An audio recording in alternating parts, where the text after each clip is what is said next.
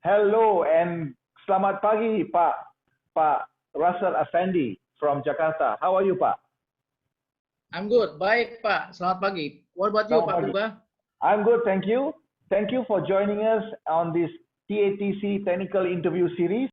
And we are happy to invite Pak Russell Effandy from Jakarta to share with us his views on the COVID-19 and the Indonesian construction industry with a special focus on the risk and insurance perspective.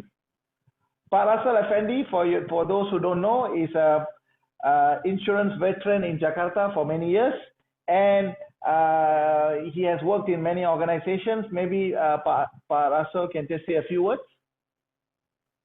Okay, thank you again, Pak Pooba.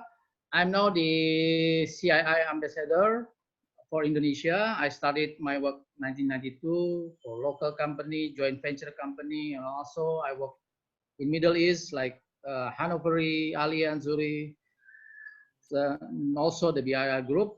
So I'm also active in insurance education in Stimra, Trisakti, AI.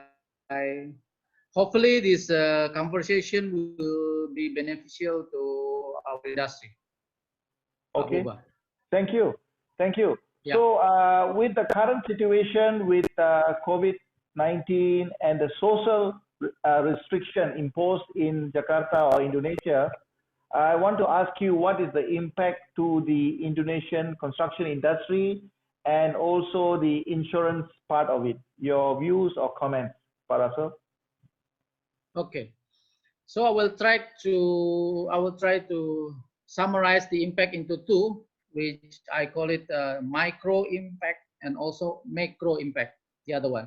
So the micro impact is the impact to the contractor itself, and it will be hit to their mobility mostly, mobility of the construction material, and the other one will be the mobility of the construction labor. Speaking of construction material, the one that is going to hit them very hard if it is the imported material, for example, especially if it is imported from China, for example. This can affect a lot to them. But if it is local, the mobility itself will impact the progress of the project. Speaking of the labor, some hotspot area cannot be reached or prevented to be reached by the labor. They cannot go to the construction site. This can be a problem with the contractor. And furthermore, after these two mobility cases, this can impact the new contract of the project because they have to reschedule of their construction progress, and then it can also impact the finance of the project itself, whether it needs to be refinanced or not. That is on the micro side. The macro side, it relates to the government policy. In the central government area, our president already decided not to proceed further the plan of, or I can say to delay the plan to move our capital from Jakarta to East Kalimantan. This can have an impact to the reallocation of the budget. What I can hear is around almost 7 or 8 billion in US dollar can be shifted to the plan of this emergency of COVID. And the next one, on the ministry level, the Ministry of Civil Construction, or we call it PUPR, Pekerjaan Umum dan Pembangunan Perumahan Rakyat,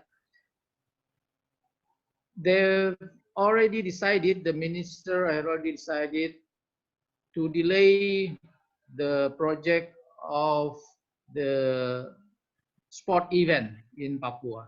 So we can focus on those two impact of the construction industry in Indonesia. Pak Okay. Pooba. Okay, thank you. Thank you. Yeah. So there will be all these kind of effect. Yeah. What about the government the government of Pak Jokowi's reaction to the pandemic, especially in relation to the construction industry? So you'll see some changes in their planning and so on. So will that affect the insurance industry in terms of premium? Speaking of the premium, we can focus on two kinds of project. We call it wet risk and dry risk. Actually, if you are speaking of wet risk like dam construction or okay, bridge can also be wet risk. The harbor construction, port, dam construction is already get higher since 2 years ago because of the big claims in Colombia and in Tuago, cost around 2.75 billion US dollar. And also regionally, we know that in Laos, they experienced around 275 million US dollar claim for them. This already impacted the price of the dam construction.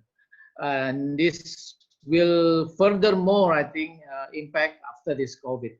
But on the other side, related to the dry risk, like the one for the high-rise building, the construction located on land, and not related to the wet risk exposure, this can also, I think, will be higher because of this delay of the construction, etc.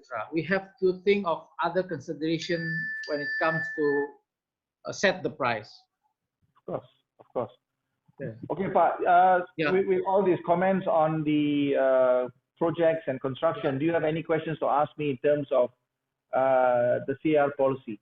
Yeah, Pak Pooba, I think because you are the expert on the claim handling and also the risk survey, I think I need also to know your view on, I think these two. First one is for contractor who have procured the CR policy. From your side, should they be worried if the policy will respond to any loss during this period? Say, for example, a flood took place during the lockdown period. Yeah, the policy should respond. The important thing is for the contractor to notify the insurance company, and they will look at the circumstances of the claim, and then they will analyze and see how the policy will respond. Because the policy does not exclude any loss or damage arising out of COVID-19 as such, or any pandemic. But the only possible issue that could come up could be the total or partial cessation of work. Maybe again that is not applicable in the Indonesian market because work is still going on. Correct me if I'm wrong. Yeah, that is interesting. I think we can discuss further on cessation of work later. I think it is very interesting topic because the intention of cessation is a very interesting topic. I have another one, Pak Pooba. Yes.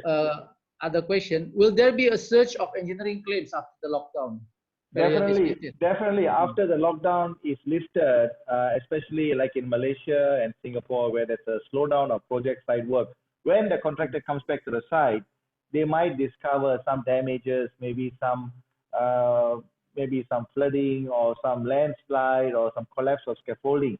There could be a surge of claims, but I think most of the insurance companies are prepared. They have organized the claims department, the loss adjusters to be ready to take up assignments when this happens. So with that part, thank you very much. We like to thank you for the effort, and perhaps we can do further collaboration between TATC and Indonesia in terms of training and education in the insurance field. Yeah, I think it's a very good idea, Pak Pooba, because we need to collaborate and then to further educate the insurance industry, all the stakeholders of the insurance industry. Okay, thank you. Thank you. Thank you. Bye. Thank you, Pak Pooba. Bye.